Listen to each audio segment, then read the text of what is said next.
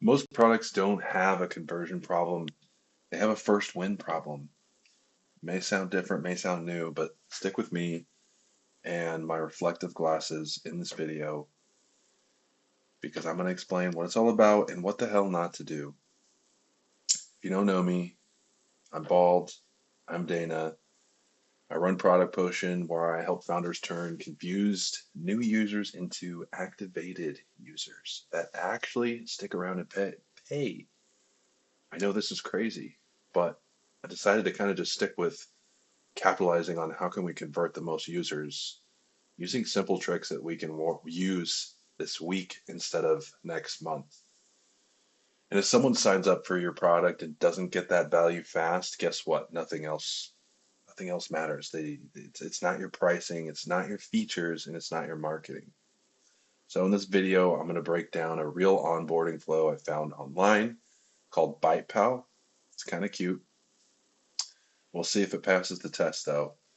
And I'm going to be showing you exactly how it gets users through their onboarding. We won't say if it's fast or not because I wanted you to watch this and see for yourself because it's all about learning here. So when an onboarding works, conversions stop feeling random, they become predictable, and that's what we want as a business, right? We want to know what to change to get the certain metrics that we're looking for to react. So let's look at why this flow works, doesn't work, and what you can learn with your own product. So, numero uno, we're landing on this beautiful splash screen. This is a loading screen. Perfect. Fine. That's great. That's okay here. Now, when we start cracking into this, I'm going to show you some stuff here. All right. Reach your weight goals. I think this is the most clear message that I've seen lately on an onboarding. It's very direct. It's the get started, log in. You know exactly what you're getting out of this. I honestly don't know what the hell this raccoon has to do with anything. That's cool. That's their mascot. They want to run with it. I think that's great. But I just want to say, like, if you're ever doing any sort of marketing for your product, have one clear statement that I can read in a matter of seconds, and it tells me exactly what I'm getting. And these people do it really well.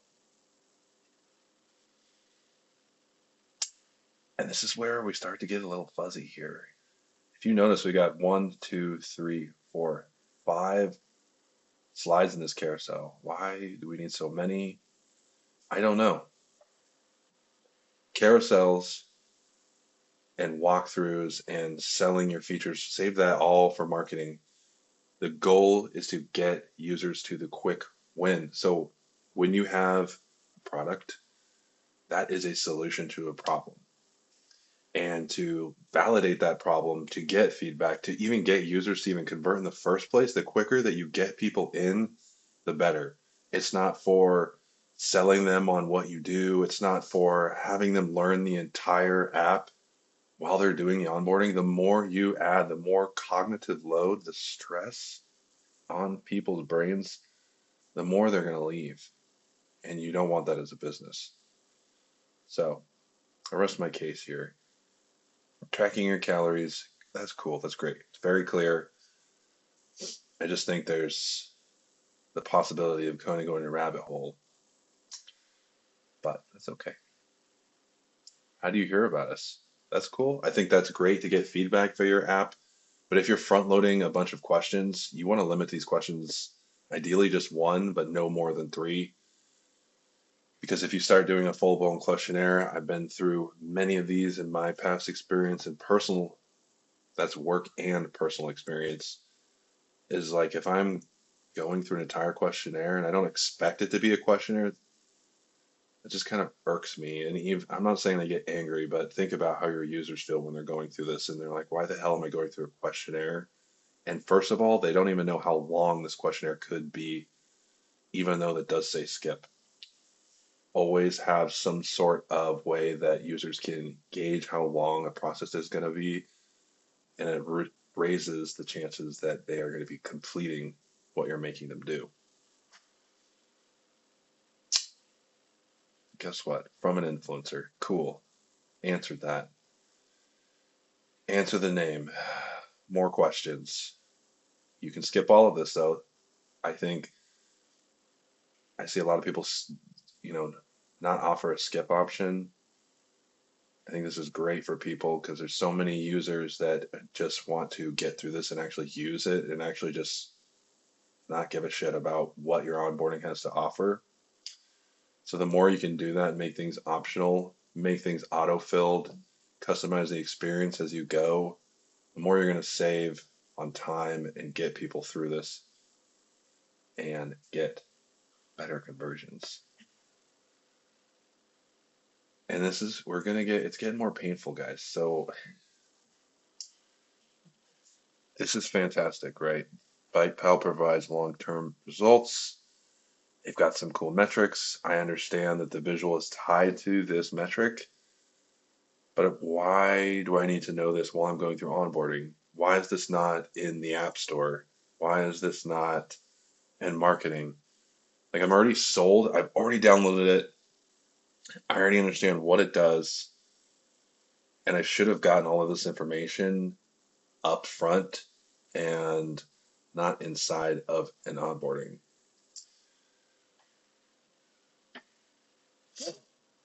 Why BitePal's unique approach works?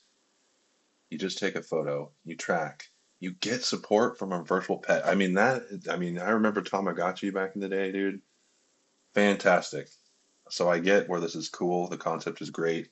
People struggle with losing weight. Hell, I'm even going through this, but I use my Fitness Pal and that's easy. So again, it's another sales pitch. Why are we sales pitching people in an onboarding? I don't have the answer, but I would love to hear the answer from someone that actually works with this product to hear their thinking on it. And we're doing Let's Go again. We got to stop doing this. I love the facts. Fasting. Okay, if you're about fasting and that's what this app is about now, fantastic. But again, it's just more data and more bullshit that they don't need. And if you're a business and you want to get people to convert, you want to get people to stick around, save all this for before. So far, everything we've gone through can be put in the App Store, social media, wherever their marketing exists. Facebook ads, meta ads, excuse me. Sorry, Facebook. The point is, I think you get the information. Save tutorials for before. And then we get into the cute part. We get into gamification. They're really trying to go for that Duolingo type of mascot here. And I get that. That's great. Brands do really well with having some sort of mascot that people see all the time that's always in their branding. It gives a sticking point that people remember. Hell, I know Duo from Duolingo we're like besties now. That's fantastic. But again, I don't think we need to go through more loading screens and like saying like what this does and why we're doing it. And yeah, your raccoon is now your virtual pet. It just confuses me personally, and I'm gonna say probably a lot of people of like, how is this guy gonna help me lose weight? Because raccoons eat trash, guys. I mean, I'm not that guy. I don't know if you're eating trash, but I think they also need to probably think about losing weight as well. So maybe like we're doing this together. I still don't see point. And we're personalizing things. Personalization does great. Gamification is fantastic. Keep that in the app. Just keep it in there. You can do things when the users get inside of the app, make it contextual. So when they're going and logging their first item or something like that, have them answer one thing. Have that tip that explains that one thing. Make learning lessons happen when they're going through and actually doing the thing instead of front loading into the onboarding. And then we get this shit. I'm sorry, but I haven't even used it. Why would I rate it? I mean, this is great. You should have those trust signals that they should be on your landing page. They should be on the App Store again. They should be everywhere else, but inside of the onboarding. Users are not going to rate something that they've never used before. And correct me if I'm wrong if this onboarding is not correct, but this is just what I found. And I think this is a little weird to me.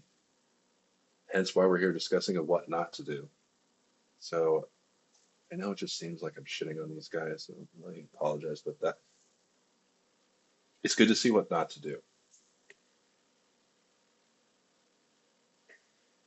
And I love support. Really love it. But we could set up a reminder inside of the app. Maybe if I'm fasting and I'm like, okay, I'm gonna do fasting today, so I tap fasting, set up what my 14-hour cycle is.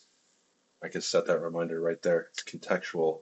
When users are doing the action and they're setting up these things with the action, it's more of a chance that they're psychologically going to remember these things because they're doing while learning. It's not just front loaded at the beginning of the experience like you see here. Again, this is really cute. It's great. I love Raccoon. I don't even remember what we named him. Caramel. Someone in the comments correct me here. Caramel or caramel, guys. I already have a lispy voice as it is. It's difficult. And then they keep going. But the great thing, the caveat here, boom, set up for later. Set up for later. Love that. We didn't even need to put it here, but we did it anyways. We made them go through a screen, and then we offer the setup later. So that's fantastic. At least it's there.